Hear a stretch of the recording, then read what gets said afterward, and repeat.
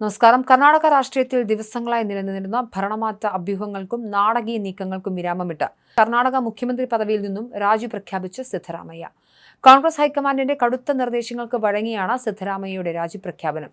വ്യാഴാഴ്ച രാവിലെ മുഖ്യമന്ത്രിയുടെ ഔദ്യോഗിക വസതിയായ കാവേരിയിൽ മന്ത്രിമാർക്കായി അദ്ദേഹം ഒരുക്കിയ പ്രത്യേക പ്രഭാത ഭക്ഷണ വിരുന്നിലാണ് രാഷ്ട്രീയ കേരളവും രാജ്യവും ഉറ്റുനോക്കിയ ആ നിർണായക പ്രഖ്യാപനമുണ്ടായത്.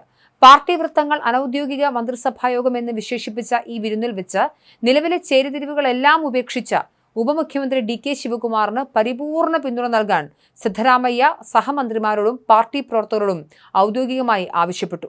പ്രഖ്യാപനത്തിന് പിന്നാലെ മന്ത്രിമാർ മുഴുവൻ മുഖ്യമന്ത്രിയുടെ വസതിയിൽ നിന്നും മടങ്ങി.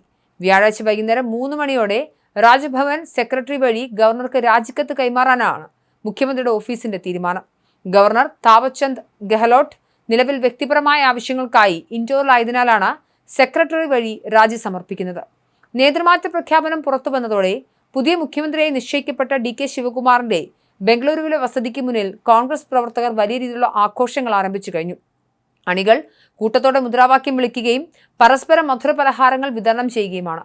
കോൺഗ്രസ് പാർട്ടിക്കായി സ്വന്തം ജീവിതം സമർപ്പിച്ച നേതാവാണ് DK ശിവകുമാർ എന്നും അദ്ദേഹം 100% മുഖ്യമന്ത്രി പദവിക്ക് അർഹനാണെന്നും അണികൾ മാധ്യമങ്ങളോട് പ്രതികരിച്ചു.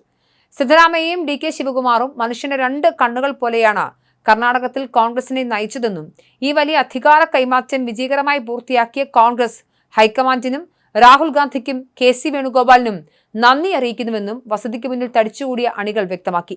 പ്രഭാത ഭക്ഷണ യോഗത്തിനിടെ 77-കാരനായ സിദ്ധരാമയ്യയെ DK ശിവകുമാർ ആലിംഗനം ചെയ്യുകയും അദ്ദേഹത്തിന്റെ പാദം തൊട്ടു വണങ്ങി അനുഗ്രഹം വാങ്ങുകയും ചെയ്തു.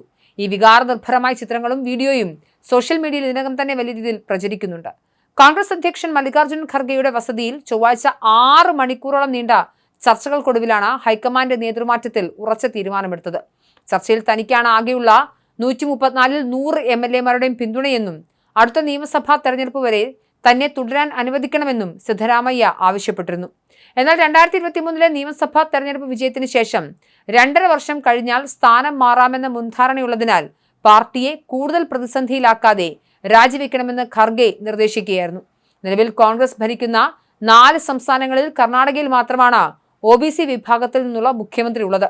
കർണാടകയിലെ പ്രമുഖ ജാതി വിഭാഗമായ കുറുബ ഗൌഡയിൽ നിന്നുള്ള സമുന്നത OBC നേതാവായ സിദ്ധരാമയ്യയെ പിണക്കാതെ അദ്ദേഹം തന്നെ നേരിട്ട് രാജി പ്രഖ്യാപിക്കുന്ന സാഹചര്യമൊരുക്കുകയാണ് കോൺഗ്രസ് നേതൃത്വം ചെയ്തത്. സ്ഥാനമൊഴിയുന്ന സിദ്ധരാമയ്യയ്ക്ക് രാജ്യസഭാ സീറ്റും കർണാടകയിൽ MLC ആയ മകൻ യതീന്ദ്രയ്ക്ക് ക്യാബിനറ്റ് റാങ്കുള്ള മന്ത്രിസ്ഥാനവുമാണ് ഹൈക്കമാൻഡ് വാഗ്ദാനം. എന്നാൽ ദേശീയ രാഷ്ട്രീയത്തിലേക്ക് മാറാൻ തനിക്ക് താല്പര്യമില്ലെന്ന് വ്യക്തമാക്കി രാജ്യസഭാ സീറ്റ് സിദ്ധരാമയ്യ നിരസിച്ചതായാണ് വിവരം. പകരം മകനെ ഉപമുഖ്യമന്ത്രിയാക്കാനോ DK ശിവകുമാർ മന്ത്രിസഭയിൽ സുപ്രധാനമായ വകുപ്പ് നൽകാനോ അദ്ദേഹം സമ്മർദ്ദം ചെലുത്തുന്നുണ്ട്. സിദ്ധരാമയ്യ ഇപ്പോൾ സ്ഥാനമൊഴിയേണ്ടതില്ലെന്നും അടുത്തതായി ഒരു ദലിത് മുഖ്യമന്ത്രി വേണമെന്നും ചില MLA-മാർ അഭിപ്രായപ്പെട്ടിരുന്നെങ്കിലും ഹൈക്കമാൻഡ് ഫോർമുലയുമായി മുന്നോട്ട് പോവുകയായിരുന്നു കോൺഗ്രസ് മന്ത്രിസഭ.